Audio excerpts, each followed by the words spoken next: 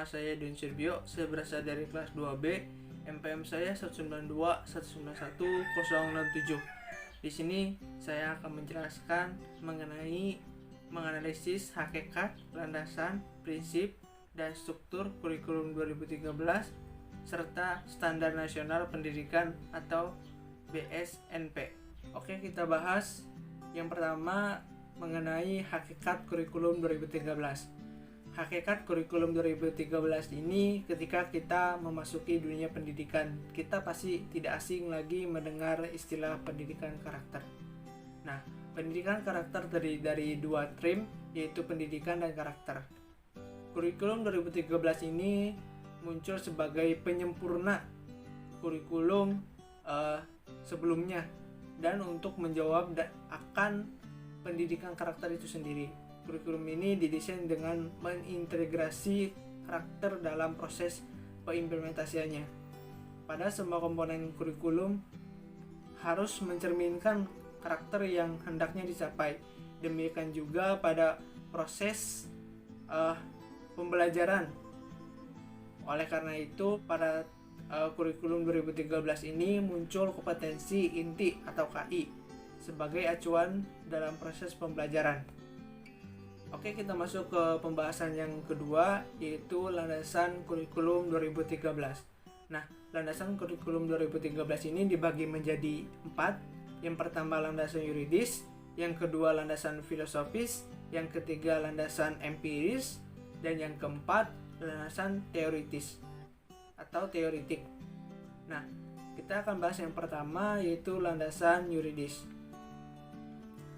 Landasan yuridis kurikulum adalah Pancasila dan Undang-Undang Dasar 1945, Undang-Undang Nomor 20 Tahun 2003 tentang Sistem Pendidikan Nasional, Peraturan Pemerintah Nomor 19 Tahun 2005, dan Peraturan Menteri Pendidikan Nasional Nomor 23 Tahun 2006 tentang Standar Kompetensi Lulusan, dan Peraturan Menteri Pendidikan Nasional Nomor 22 Tahun 2006 tentang Standar Isi. Kemudian kita bahas mengenai landasan filosofis.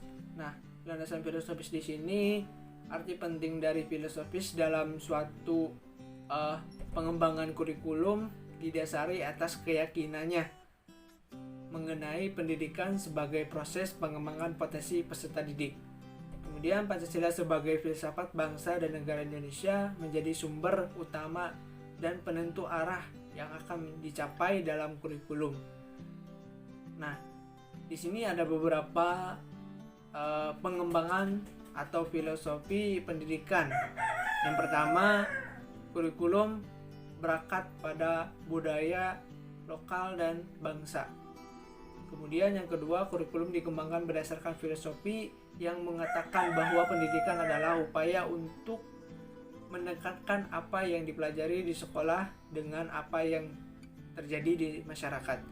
Kemudian yang ketiga, filosofi ini yang banyak dikenal dengan nama rekonstruksi sosial, yaitu memberikan dasar bagi pengembangan kurikulum untuk menempatkan peserta didik sebagai subjek yang peduli pada lingkungan sosial, alam, dan lingkungan budaya.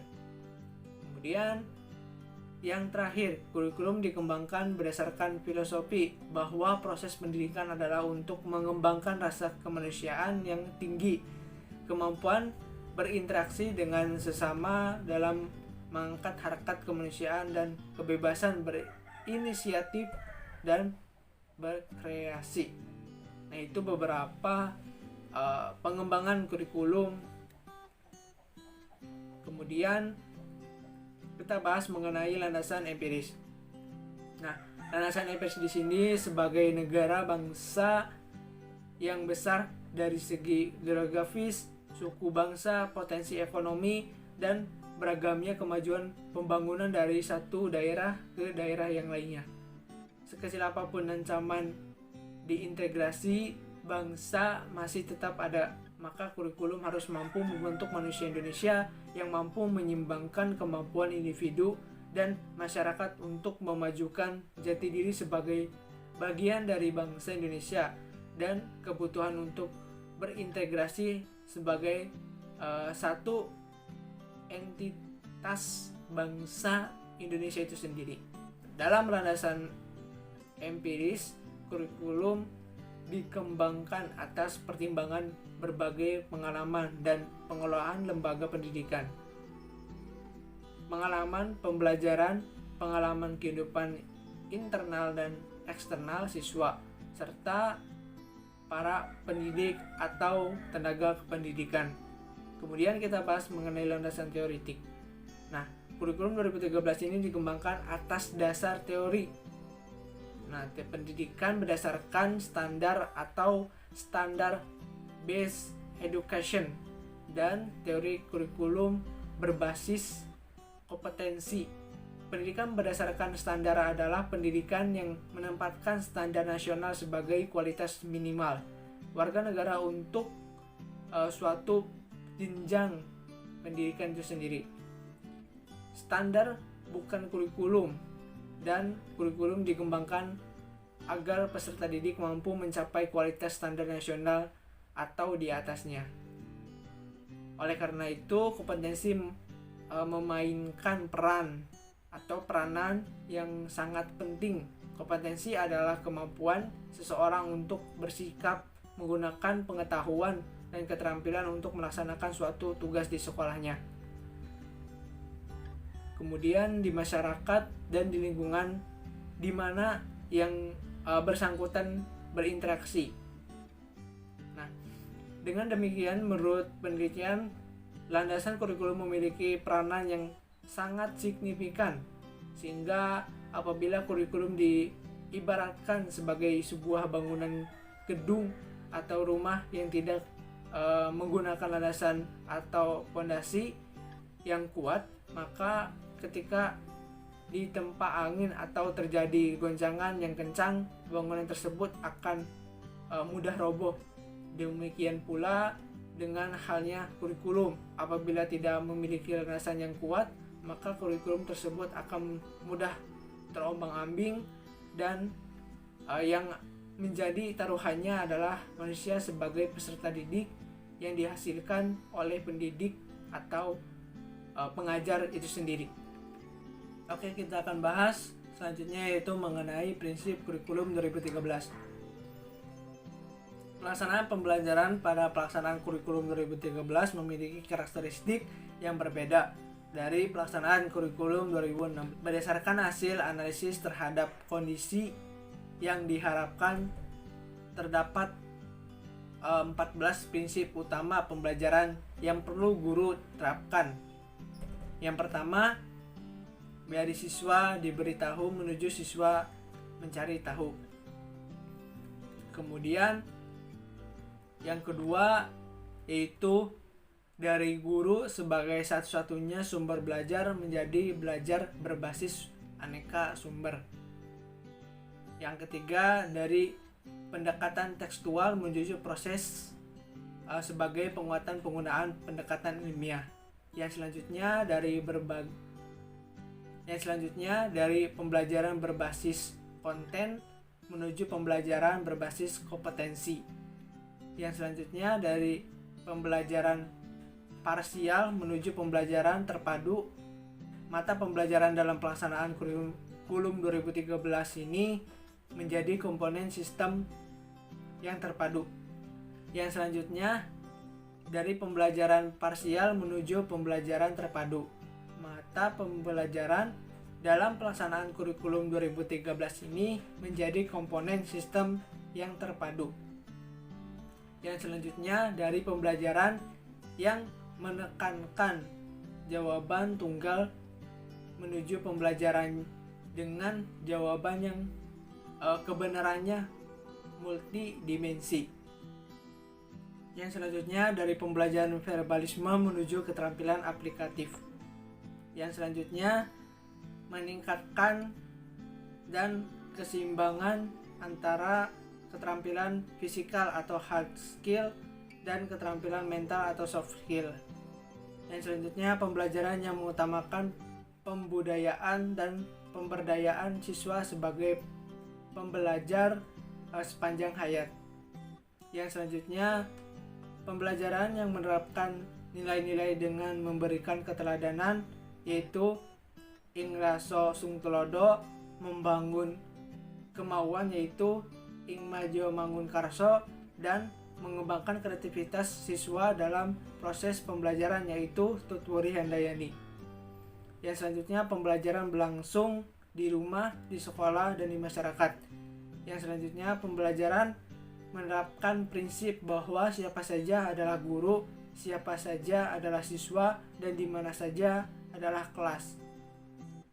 Kemudian yang selanjutnya yaitu pemanfaatan teknologi informasi dan komunikasi atau TIK untuk meningkatkan efisiensi dan efektivitas pembelajaran. Yang selanjutnya, yang terakhir, pengakuan atas perbedaan individu dan latar belakang budaya siswa itu sendiri. Oke, kita akan bahas selanjutnya yaitu struktur kurikulum 2013.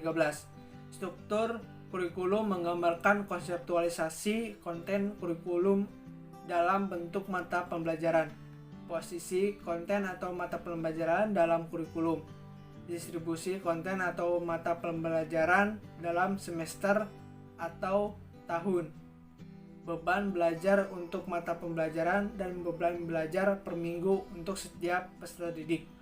Struktur kurikulum merupakan aplikasi konsep berorganisasi atau pengorganisasian konten dalam sistem belajar dan pengorganisasian beban belajar dalam sistem pembelajaran. Adapun struktur kurikulum terdiri atas sejumlah mata pembelajaran, beban pembelajaran, dan kalender pendidikan mata pembelajaran itu sendiri. Nah, di sini ada 3. Yang pertama, mata pembelajaran wajib diikuti oleh seluruh peserta didik di satuan pendidikan pada setiap satuan atau jenjang pendidikan. Yang kedua, mata pembelajaran peminatan yang diikuti oleh peserta didik sesuai dengan bakat, minat, dan kemampuannya. Dan yang ketiga, yang terakhir, mata pembelajaran pemilihan atau mata pembelajaran pilihan lintas kelompok minat. Nah, itu beberapa struktur dari kurikulum 2013. Oleh karena itu, menurut penelitian, struktur kurikulum merupakan gambaran mengenai penerapan prinsip kurikulum mengenai posisi seseorang siswa dalam menyelesaikan pembelajaran di suatu satuan atau jenjang pendidikan itu sendiri. Oke, kita akan bahas mengenai Standar Nasional Pendidikan atau BSNP. BSNP di sini adalah sebuah lembaga independen, mandiri, dan profesional yang memiliki misi untuk mengembangkan, memantau pelaksanaan, dan mengevaluasi pelaksanaan Standar Nasional Pendidikan. Standar Nasional Pendidikan ini sesuai namanya berlaku secara efektif dan mengikat semua satuan pendidikan di Indonesia tanpa terkecuali. Nah, di sini ada beberapa tugas dan kewenangan BSNP. Yang pertama, mengembangkan Standar Nasional Pendidikan. Yang kedua, menyelenggarakan ujian nasional. Yang ketiga, memberikan rekomendasi kepada pemerintah dan pemerintah daerah dalam penjaminan dan pengendalian mutu pendidikan. Yang keempat, merumuskan kriteria kelulusan pada satuan pendidikan jenjang pendidikan dasar dan menengah. Dan yang terakhir, menilai kelayakan dari isi, bahasa, penyajian, dan kegrafikaan buku teks pembelajaran itu sendiri. Nah, di sini ada pengertian dari Standar Nasional Pendidikan. Standar Nasional Pendidikan di sini lebih tepatnya adalah kriteria minimal tentang sistem pendidikan yang ada di seluruh wilayah hukum Indonesia. Nah, Standar Nasional Pendidikan Indonesia ini berlanjut ke dalam isinya. Standar Nasional Pendidikan Indonesia ini terdiri dari standar kompetensi lulusan, standar isi, standar proses, standar pendidikan dan tenaga kependidikan, standar sarana dan prasarana, standar pengelolaan, standar pembiayaan pendidikan, standar penilaian pendidikan. yaitu beberapa standar yang berada di ranah pendidikan Indonesia. Yang selanjutnya di sini ada fungsi dan tujuan standar nasional pendidikan.